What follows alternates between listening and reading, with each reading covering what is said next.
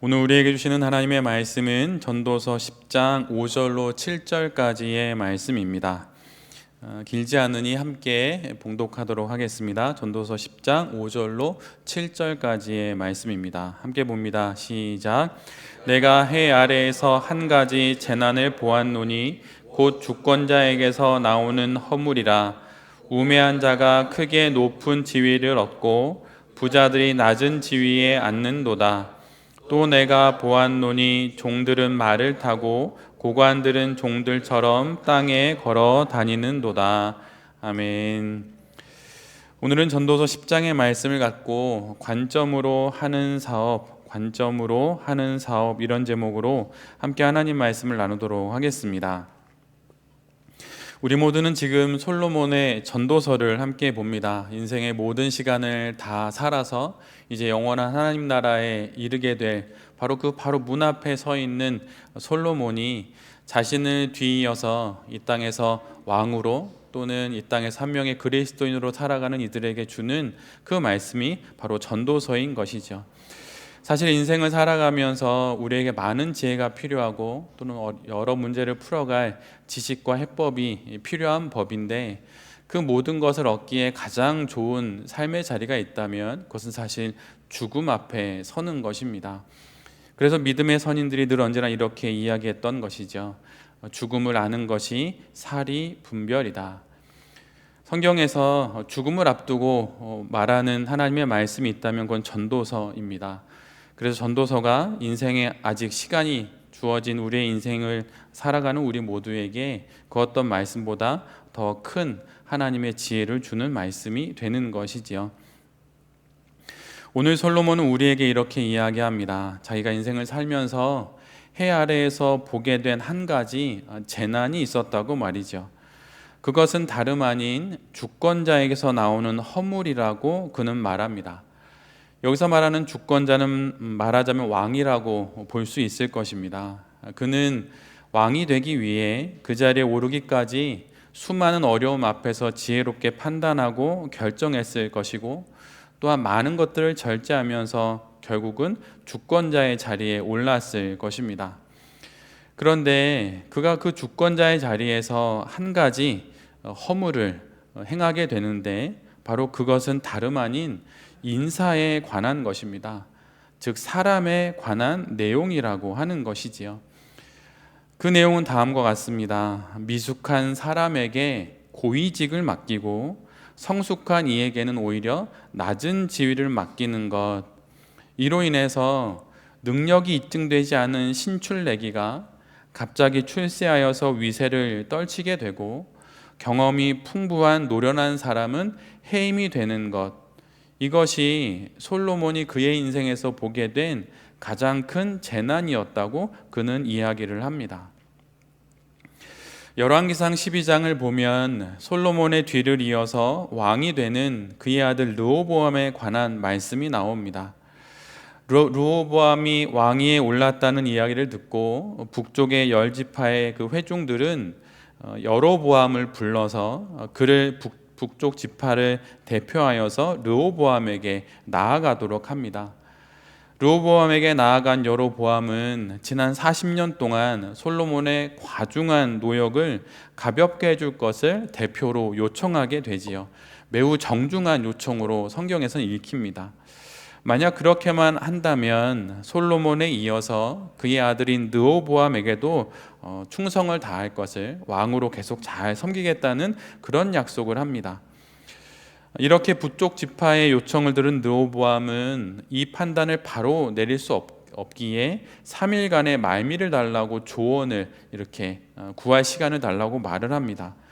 그러면서 먼저 이전의 왕인 솔로몬과 오랜 기간 동안 함께했던 원로들에게 의견을 묻게 되지요.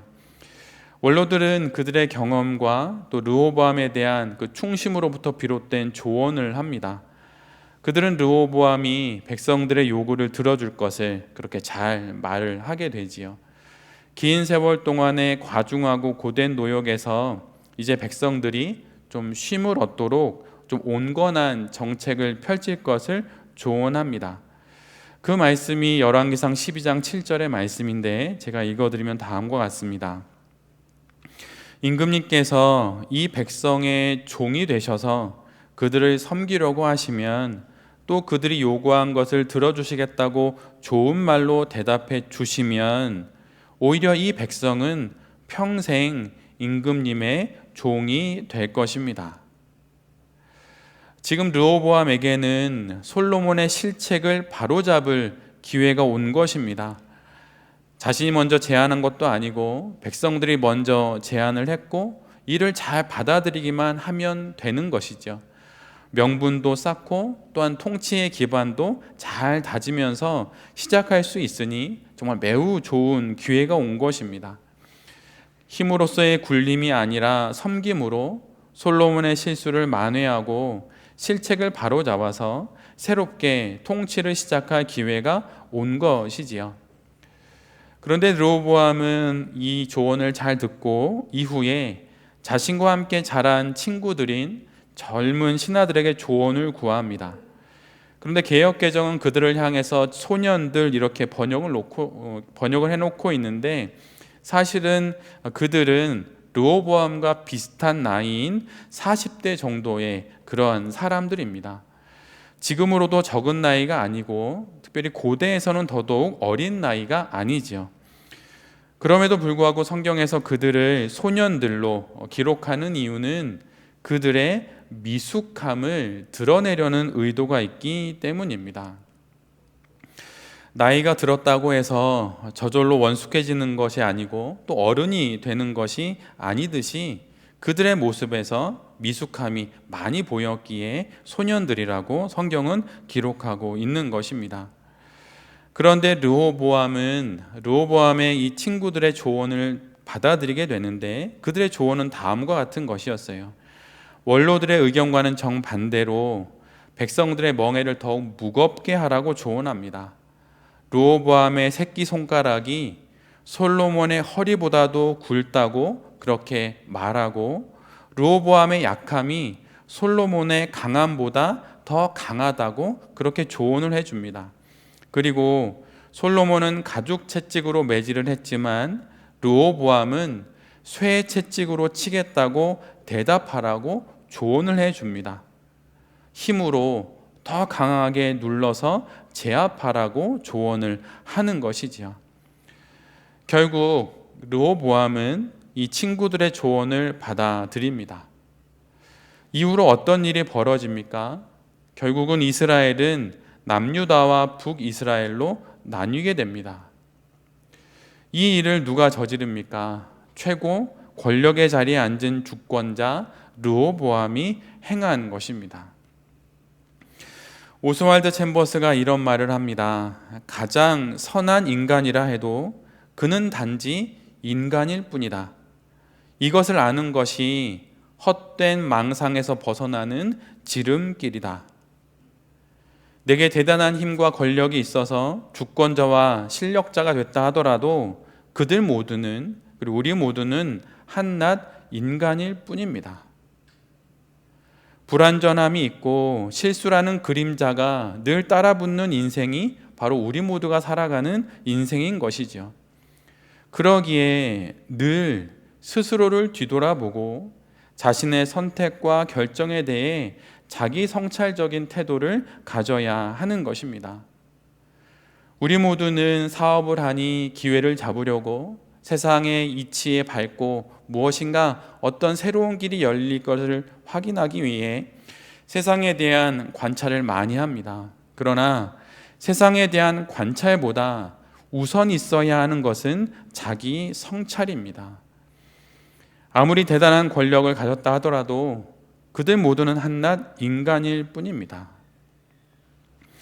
영구 집권, 이 말이 우리나라 사이에 많이 오가고 있는 최근의 단어이지요. 그런데 이것은 사실 사람이 말할 수 있는 단어가 아닙니다. 건강해야 고작 80인 그 인생 속에서 권력의 자리가 영원하기를 바라고 어리석고 미련하게도 그러한 일을 시도한다는 것을 만약 하나님이 들으신다면 하나님은 실소를 금치 못하실 것입니다. 왜 그런 것입니까? 그는 한낱 인간에 지나지 않기 때문이에요. 우리가 하고 있는 사업과 모든 공동체에 있어서 가장 큰 위험한 요소가 무엇입니까? 그것은 잘못된 인사입니다. 잘못된 인사를 하게 되면 공동체 전체에 잘못된 시그널을 주기 때문입니다. 그런데 그 인사 중에 가장 크게 우리 모두가 마음을 기울여야 하는 인사가 무엇일까요? 그것은 바로 자기 자신에 대한 평가와 판단입니다. 자신을 돌아볼 줄 아는 사람이 결국 다른 사람을 들여다볼 줄 아는 사람이 되기 때문인 것이에요. 어느 한 사람의 참 사람됨은 평범한 사람을 넘어서는 것에 있다라고 하는 말이 있습니다.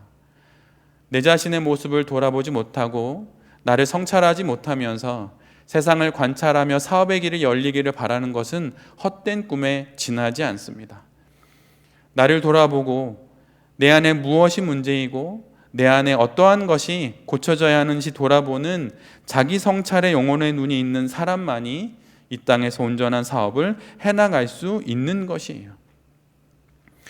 어떤 이는 매일 아침 스스로에게 4가지의 질문을 던진다고 합니다. 나는 오늘 어떤 사람이 되고 싶은가? 나는 오늘 어떤 기분을 갖고 살고 싶은가? 나는 오늘 무엇을 주고 싶은가? 그리고 마지막으로 그는 이렇게 질문합니다. 나는 오늘 무엇을 얻고 싶은가? 우리는 대부분 사업을 하면서 무엇을 얻어야만 사업이 유지되기에 얻고 받을 것에 집중합니다. 그러나 이 질문을 던진 사람은 가장 먼저 이렇게 이야기를 합니다. 무엇을 행하기 이전에 내가 어떤 사람인지, 어떤 사람이 되고 싶은지를 먼저 질문한다는 것이에요. 나는 어떤 사람이 되고 싶은가? 나는 오늘 어떤 기분을 갖고 싶은가? 나는 오늘 무엇을 세상에 주고 싶은가? 그리고 결국 오늘 나는 무엇을 얻고 싶은가? 이것이 오늘 우리 모두가 경영하고 있는 이 사업을 매일매일 맞이하는 그 아침에 스스로에게 던져야 하는 질문인 것입니다. 이것을 통하여서 내 자신을 돌아보면서 내 자신이 있어야 할 곳에 내 자신이 해야 할 그 행동으로 그 자리에 있음으로 말미암아 사업이 열려지게 되는 것이지요. 어느 목사님이 하셨던 충고 중에 제가 늘 잊지 않고 있는 충고가 있습니다. 그것은 사람에 대한 평가는 가장 마지막에도 늦지 않다는 것이에요. 개척교회를 하다 보니 많은 분들이 옵니다. 그러나 저는 그들을 평가하지 않습니다. 판단하지 않습니다. 수십 년이 지나야 아마 그들을 판단할지 모르겠습니다. 자기 스스로에 대한 판단도 마찬가지입니다. 하루에도 수십 번, 수백 번 자신의 모습이 이러한 모습이라 판단된다면 내일 다시 한번 스스로를 평가해 보십시오. 달리 보일 것입니다. 그렇게 자신의 모습을 돌아보고 성찰하면서 지금보다는 조금 더 성장하고 조금 더 성숙된 모습, 조금 더 성화된 모습으로 그렇게 이 땅의 삶을 살아갈 때 결국 그 삶을 통해서 우리가 경영하는 사업이 하나님께서 받으시는 거룩한 사업이 되는 것입니다. 사업을 하다 보면 어느 누구나 그 어떤 상황 하나 도움이 되지 않고 등을 돌릴 때가 분명 있습니다. 그럴 때 어찌해야 할까요? 가장 먼저는 앞에서 말씀드린 것처럼 자신을 돌아보아야 할 것입니다. 예수님처럼 새벽 미명에 하나님 앞에 나아가 기도하면서 자기의 신앙과 자신의 사업적인 소견과 판단들을 하나님께 물어보아야 할 것입니다. 그리고 높은 시선으로 지금의 상황과 내 자신을 내려다보아야 하는 것입니다. 때로는 내 스스로 내 자신에게 지나치게 비난을 퍼부을 때가 있습니다. 반대로 환경을 탓하고 다른 이들을 탓할 수도 있습니다. 그리고 이미 지나버린 선택을 후회하고 놓친 기회를 아쉬워할 수도 있지요. 그러나 그럴 때 우리가 그 모든 것을 멈추고 우리가 가져야 하는 그 시선이 있다면 그것은 하나님의 시선으로 내 자신을 내려다보아야 한다는 것이에요. 그럴 때 지금 이 상황에서 내가 무엇을 해야 할지 하나님께서 알려주실 것이고 그것을 통하여서 지금의 상황에서 벗어날 준비를 하나씩 하게 되는 것입니다. 우리가 하고 있는 이 사업, 직장 생활, 그리고 저는 목회를 하지요. 우리는 그 모든 것을 무엇으로 하는 것입니까? 사업은 결국 사람과 하고 내가 하는 것입니다. 건강하게 인생을 살고 싶다면 건강한 몸과 건강한 마음이 있어야 합니다. 그것처럼 건강한 사업을 하고 싶다면 내 자신을 돌아보고 내가 건강한 몸인지 건강한 마음인지를 살펴봐야 하는 것이에요. 여러분, 체력은 영적인 삶에 있어서 아무런 쓸모가 없는 것이 결코 아닙니다. 체력이 무너지면 여러분 영적인 것도 무너지게 되어 있어요. 그러기에 우리의 몸을 건강하게 유지하는 것, 여러분 매우 중요합니다. 이단에 빠지는 사람, 헛된 그릇된 신앙에 빠지는 분들을 보면 그들에겐 언제나 무너진 영혼과 마음이 있지만 그들에게 늘 언제나 무너진 루틴과 몸도 있습니다. 건강한 몸, 건강한 마음이 결국은 건강한 삶을 유지하게 하듯 우리 역시 건강한 사업을 하기 위해선 그것이 필요한 것이에요.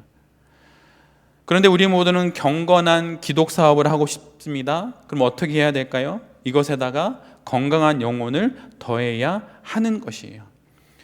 그래서 우리가 매주 수요일 점심에 여기 이렇게 모이는 것입니다. 여기에 모여서 우리가 하고 있는 이 사업이 돈으로 되지 않고 사람들과의 인맥으로 되지 않고 나의 실력과 내가 가지고 있는 그 어떤 능력으로 되지 않고 하나님이 주시는 그 지혜와 하나님이 열어주시는 그 길을 통해서 된다는 것을 이 예배의 자리에 오므로 우리 모두가 다시 확인하는 것입니다. 그래서 건강한 영혼으로 건강한 마음을 붙잡고 그 마음을 통해 건강한 몸으로 사업을 해 나아가는 것이에요. 지금 위기를 맞고 계시다면 그 위기를 벗어나기 위해 우선적으로 필요한 것은 실은 체력입니다. 좀 엉뚱한 이야기처럼 들릴지 모르겠지만 그건 사실이에요. 우리는 보통 한 영혼이 한 인생이 온전히 세워지기 위해서 지덕체가 갖춰져야 된다고 생각합니다. 근데 여러분, 서울대학교 체육관에는 지덕체라고 적혀 있지 않고 체덕지라고 적혀 있습니다. 21세기 넘어오면서 여러 과학과 또 의학적인 연구를 통해서 한 사람이 건강한 덕성과 지식을 갖기 위해서 가장 먼저 필요한 것이 몸이라고 하는 것을 알았기 때문에 그것을 뒤바꿔 놓은 것이에요. 여러분, 이 문장을 잘 기억하십시오. 가장 영적인 것은 가장 육적으로 구현되는 법입니다. 가장 영적이신 하나님이 가장 육적인 한 사람으로 성육신하심으로 가장 높으신 하나님의 뜻을 이루었듯이 우리가 가장 영적인 사람이라면 가장 육적인 이 몸과 삶을 잘 다루어야 한다는 것이에요. 영성은 책상이 아니라 일상에서 증명되는 것입니다. 그러기에 위기가 찾아왔다면 여러분 밖으로 나가십시오. 그리고 뛰십시오. 걸으십시오. 그 길을 통하여서 위기 속에 새로운 방법을 분명 찾게 될 것입니다. 위기에 필요한 것은 순간을 모면하는 스킬이 아니라 장기적인 위기관리 시스템이라고 말할 수 있어요. 그래서 오래 걸립니다. 오래 걸리는 게 당연한 것이에요.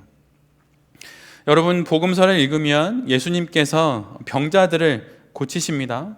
근데 병자들을 고치시고 늘 언제나 하시는 말씀은 그들을 영원한 생명으로 인도하시는 복음을 전하시는 것이에요.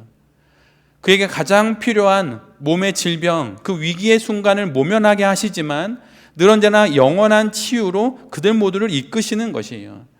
지금 사업에 맞닥뜨린 수없는 많은 위기가 있다면 순간을 모면할 스킬이 분명 필요하지만 장기적으로는 위기관리 시스템이 필요합니다. 돈 관리를 못하면 사업을 그만둬야 하는 것이에요. 사람과의 대화를 잘 못하고 협상을 못하면 배워야 하는 것입니다. 그래 그것이 하루 이틀 만에 되지 않기에 장기적인 관리 시스템을 갖고 정말 피와 땀을 흘리는 노력으로 그것을 해야 하는 것이에요. 분명 우리 가운데 어느 누구도 취미처럼 여가처럼 사업을 하는 분은 안 계십니다. 그러나 실력이 없는 분은 있을 수 있어요. 그 실력을 채우기 위해 노력을 해야 하는 것입니다. 노력하지 않으면 취미처럼 하는 것이고 실력이 없으면 여가 생활이 되는 것이에요. 만약 그것이 아니라고 말하고 싶으면 장기적인 플랜 가운데 시스템을 갖춰야 하는 것입니다. 그것이 사업인 것이에요. 순간의 위기 모면 여러분 그것은 잠시 잠깐이고 한두 번입니다. 결국 무너집니다. 여러분 목회도 마찬가지예요. 저는 일주일에 8편의 설교를 합니다. 입에서 단내가 납니다. 이런 생활을 한 지가 2년이 넘었어요. 만 2년이. 돌아서면 설교, 돌아서면 설교입니다. 정말 편하게 말씀드리면 미칠 것 같아요. 그렇습니다. 그런데 그걸 통해서 정말 많은 것을 배웁니다. 정말 많은 것을 배워요. 절대량을 쏟아 부으니까 질이 변하는 것이에요. 여러분이 하고 있는 그 사업의 돈 1원 하나라도 돈 계산하셔야 하는 거예요. 1원이 계산 안 되면 여러분 사업을 처음부터 다시 해야 되는 거예요. 했는데 수익이 안 나.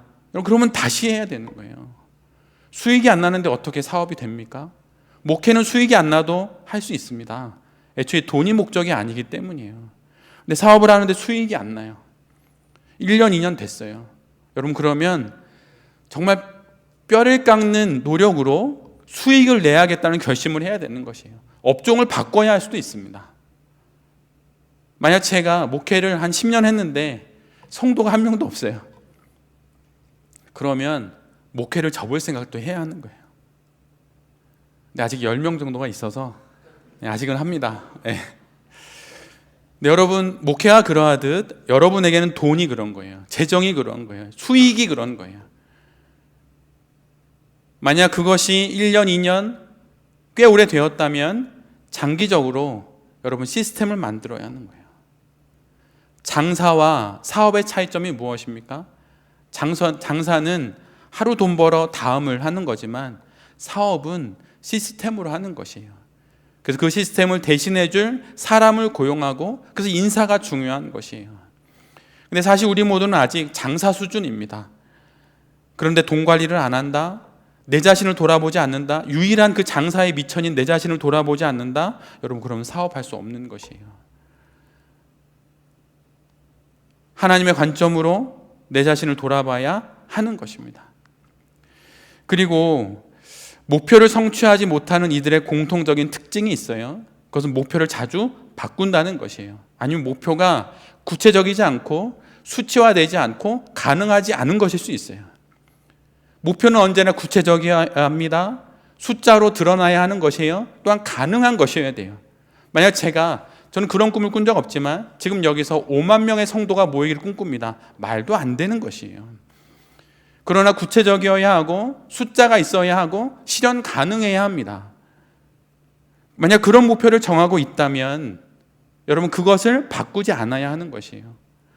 관역을 고정시켜 놓고 거리를 계산하고 끊임없이 조준하여 화살을 쏘아야 하는데 한두 번 쏴보고 안 되니까 과정을 거친 그 목표를 또 바꿉니다. 그러면 어떻게 해야 됩니까?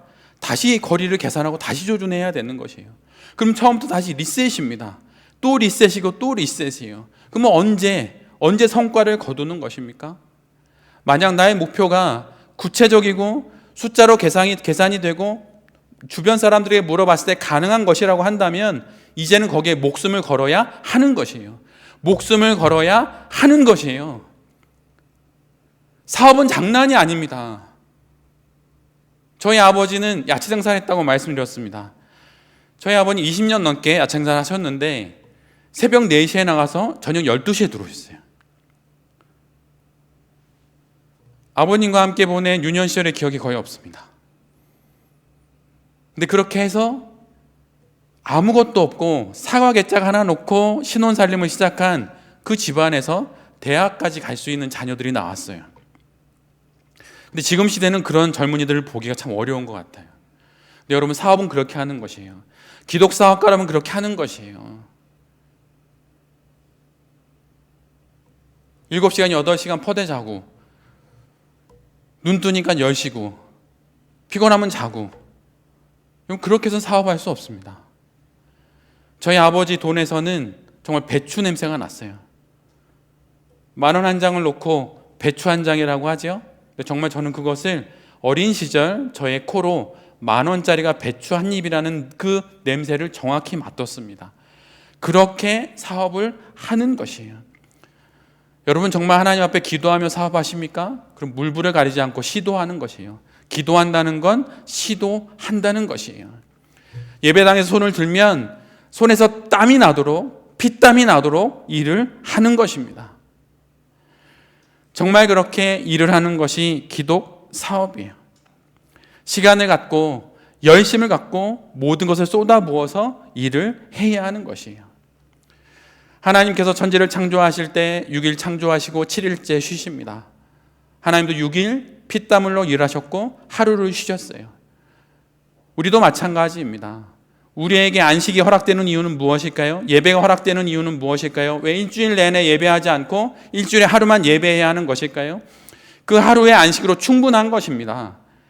그 안식으로 충분한 것이에요. 그런데 우리는 좀 부족하니까 수요 예배까지 드립니다. 그리고 나머지 6일은 우리의 모든 것을 쏟아부어 일을 하는 것이에요.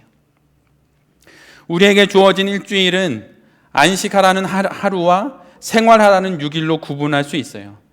계획을 세우는 하루와 실천하는 6일로 구분할 수 있습니다. 생각하는 하루와 행동하는 6일로 구분할 수 있어요. 여러분 더 이상 예배의 자리 찾아가지 마십시오. 오늘 이 예배와 주일 예배로 충분합니다. 우리가 드려야 할 예배는 주중에 우리의 모든 것을 쏟아부어서 일해야 하는 이 세상 속의 예배인 것이에요.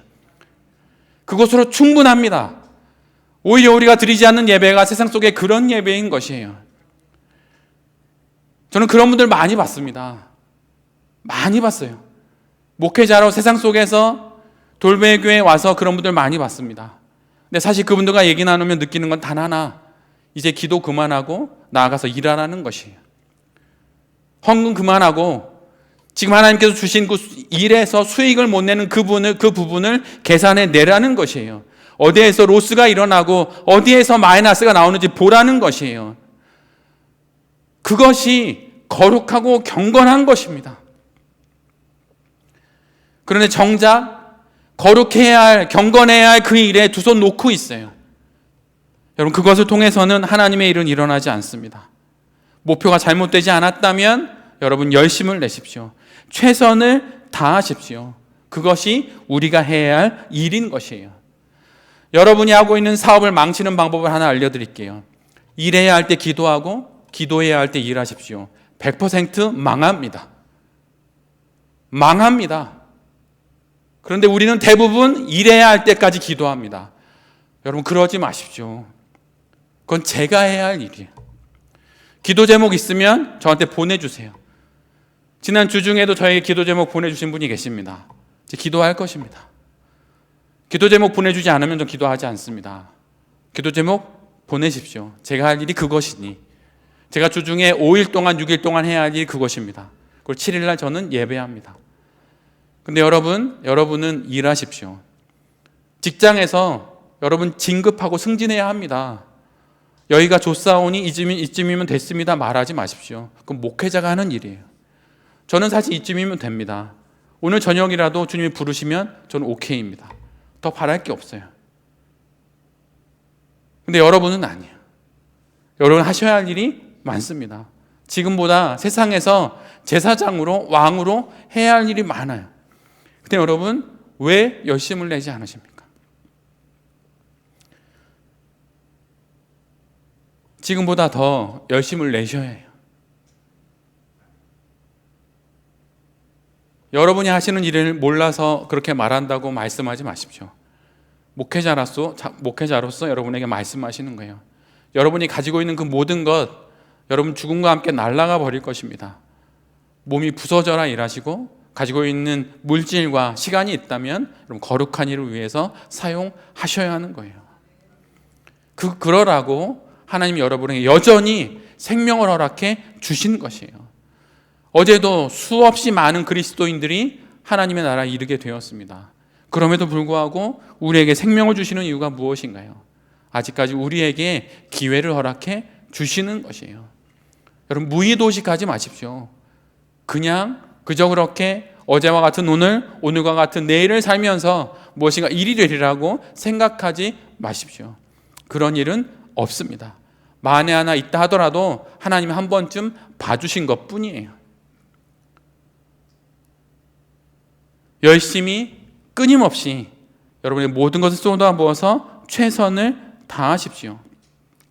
그리고 마지막으로 여러분이 하고 계신 그 사업의 책임은 전적으로 여러분에게 있습니다. 주변에 여러 의견을 구할 수 있고 조언을 구할 수도 있어요. 근데 여러분 잘 기억하십시오. 그 모든 것은 참고 사항이에요. 제가 교사를 그만두고 박사학위를 포기하고 여명학교 일을 한다고 할 때 어느 누구도 저에게 하라고 말한 사람 단 한 명도 없었습니다. 물어볼 때 모두들 아니라고 했어요.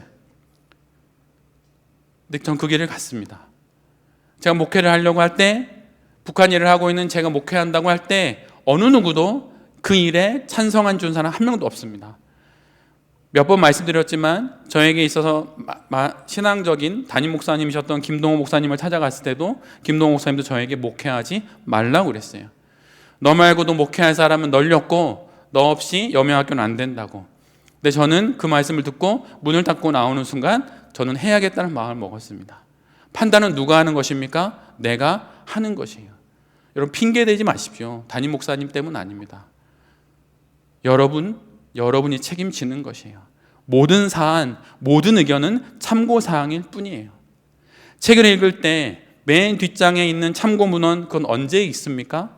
책을 읽다가 좋은 말인데 근데 각주가 달리면 그걸 보는 것이에요. 책을 다 읽고 나서 뒤에 있는 참고문헌의 양을 보면서 이 사람이 연구를 많이 했다는 것을 보는 것뿐입니다. 주변의 모든 이야기는 참고사항이에요. 목회자의 이야기도 참고사항입니다. 여러분의 어떤 커리어, 결정, 선택 다 여러분이 하시는 거예요.